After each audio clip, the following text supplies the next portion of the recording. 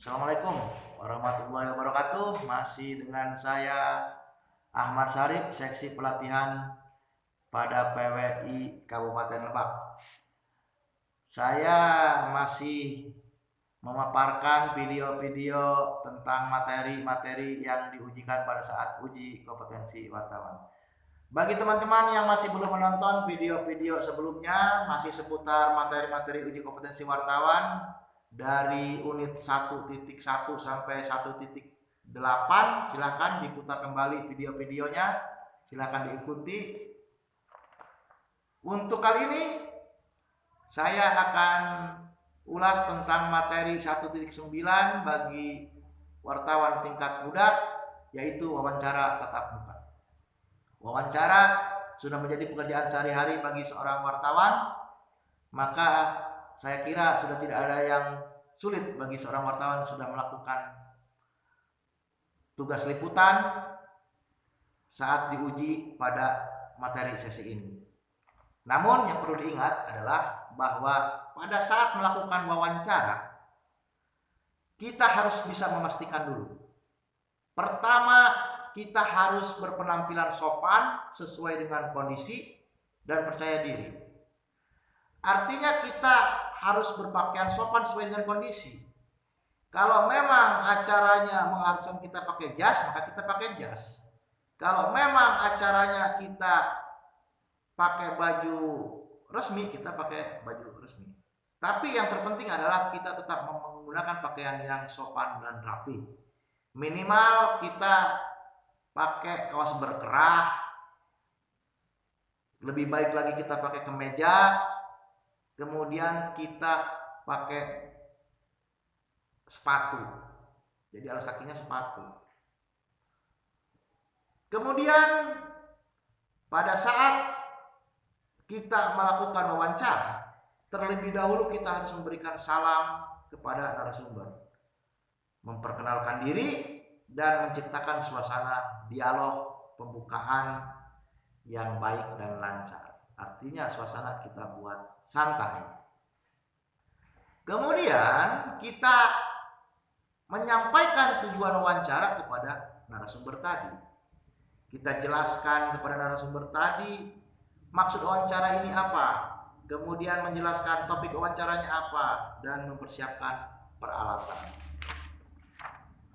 Kemudian pada saat tahap wawancara kita harus mengajukan pertanyaan dengan menerapkan prinsip jurnalistik 5W1H.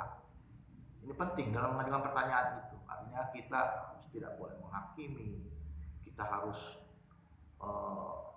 melakukan sesuai dengan kode etik jurnalistik. Kemudian kita membuat catatan atau rekaman atas jawaban. Kita juga harus bisa mengatur alur pembicaraan agar fokus pada topik dan menjalin komunikasi dua arah. Artinya kita bikin ngobrol santai tapi tetap fokus kepada topik yang akan menjadi bahan berita kita. Kemudian kita menerapkan etika jurnalistik. Tidak bohong pada narasumber, kemudian menghargai permintaan off the record. Kemudian kita juga harus memastikan peralatan pendukung kita berfungsi dengan baik. Kertas untuk catatan kita harus siap, alat tulis kita harus siap karena kita kan buat catatan. Kemudian kamera dan perekam. Jadi semua ini kita harus siap. Kemudian sebagai seorang wartawan pada saat melakukan sebuah wawancara, kita harus gigih dan ulet menggali informasi saat menghadapi berbagai karakter narasumber. Jadi narasumber ini kan banyak karakternya. Untuk itu kita harus mempunyai mental yang kuat. Kita harus mempunyai mental yang kuat untuk menggali informasi ini. Kemudian pada saat wawancara itu, ketika ada pernyataan-pernyataan dari narasumber, kita juga harus perjelas, pertajam pertanyaannya, agar informasi yang didapat ini tidak multitafsir.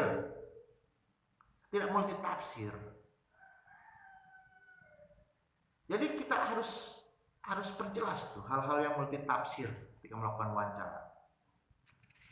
Kemudian kita juga harus mengkonfirmasi identitas narasumbernya. Jadi nanti pada saat wawancara kita harus perjelas nama, jabatan, kapasitas dia seperti apa, itu kita harus perjelas identitas dari narasumber. Setelah wawancara ini berjalan dengan santai, informasi sudah kita kumpulkan, kita himpun, maka di akhir wawancara kita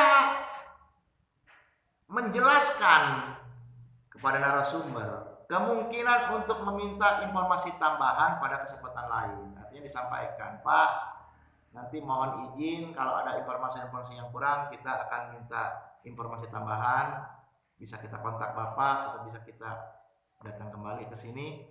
Jadi minta menjelaskan bahwa ketika ada informasi tambahan atau yang dibutuhkan, kita akan melakukan komunikasi lagi dengan narasumber tadi. Kemudian kita minta ketersediaan kepada yang bersangkutan untuk menjadi mitra kerja selanjutnya.